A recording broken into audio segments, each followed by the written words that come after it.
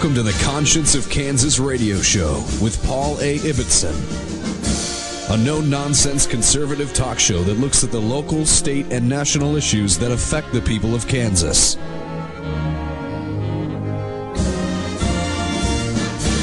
And now, here's Paul A. Ibbotson.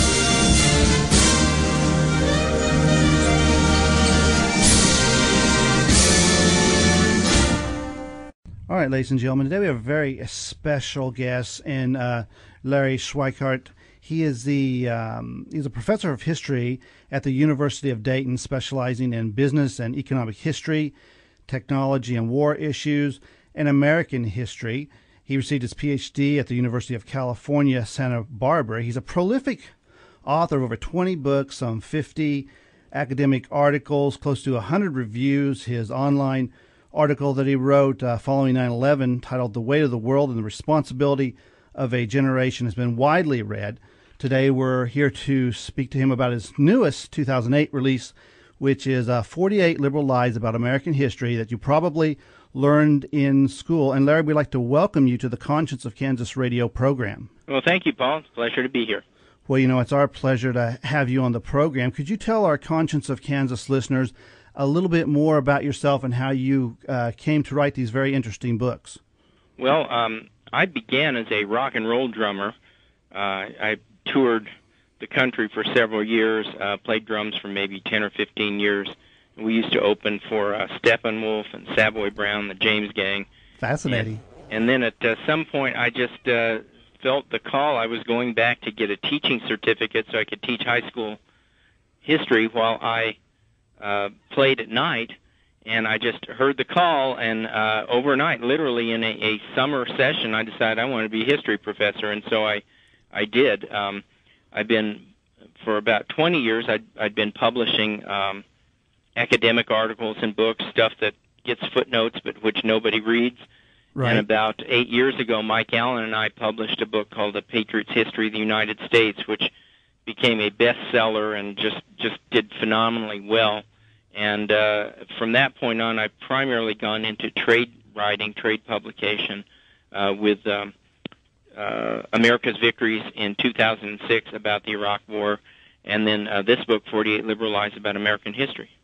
Well, very excellent. Of course, we've heard many good things about A Patriot's History of the United States. And what are some in your book, this new book, 48 Lies About American History, that you probably learned in school? What are some of the standout components that a reader might find when reading this book?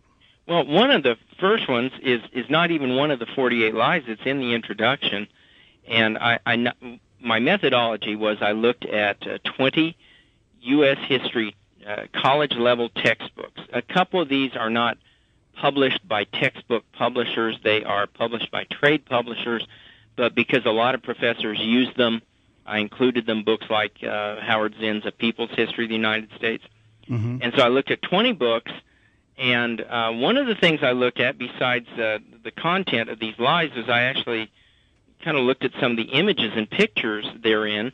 And so it's interesting that the most common image in the 20th century section of these books is Franklin Roosevelt, and you would have no problem with that. That's to be expected. Mm-hmm. Second most common image is the atomic bomb. Okay, that's fine. We expect that. Third most common image in these books in the 20th century sections was the Ku Klux Klan.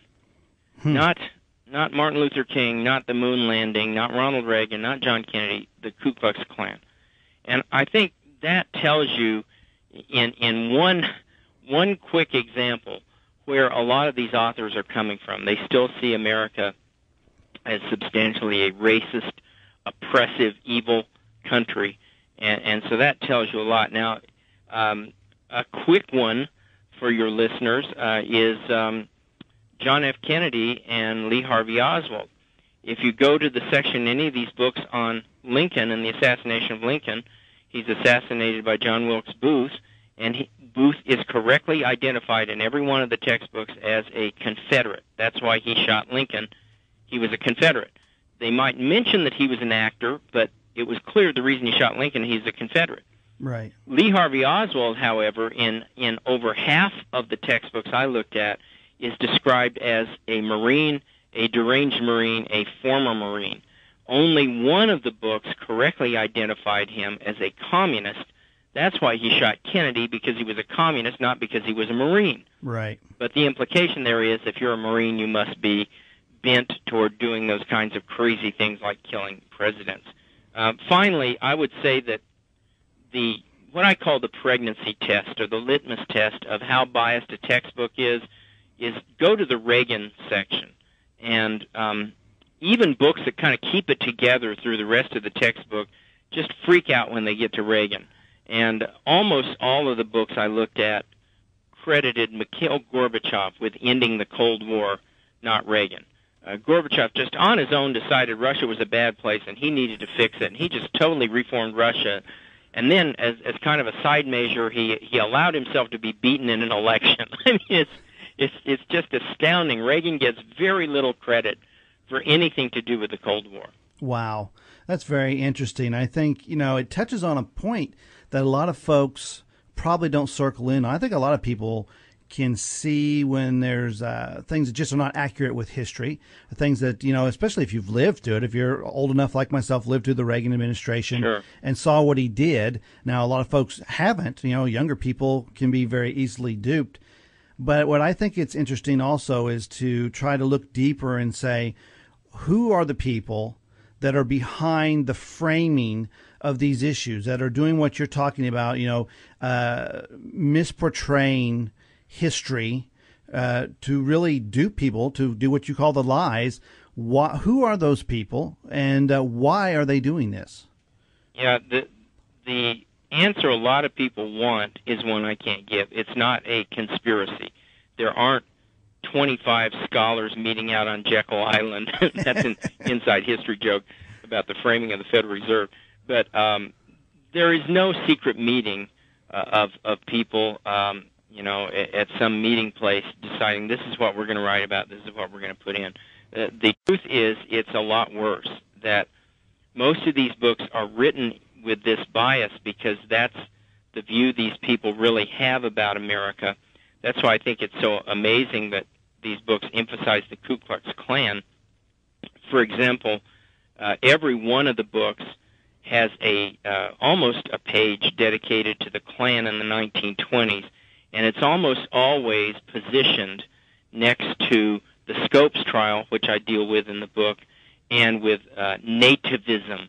And it's all portrayed that Christian conservatives and fundamentalists were crazy, and they were cross-burners, and they opposed evolution, and they just stood against everything America was for. And that's not done by accident. That's done deliberately. Well, it seems that way.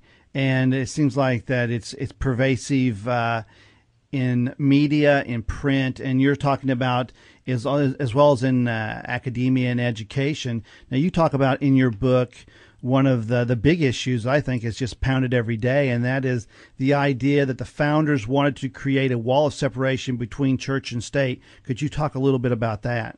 Right. The fundamental misperception is when we today say state, we've so lost the concept of federalism that we think government. And that's not at all what the founders wanted. The founders intended that the individual states would have authority over the extent of religion within those states. No one state was to be godless. None of them wanted an atheistic state. Right. They all anticipated that Brown would be basically dominated by Baptists, Maryland by Catholics, Massachusetts by the Congregationalists, and so on and so forth, Georgia by the Anglicans. And so it wasn't an issue of getting God out of the state or God, religion out of politics.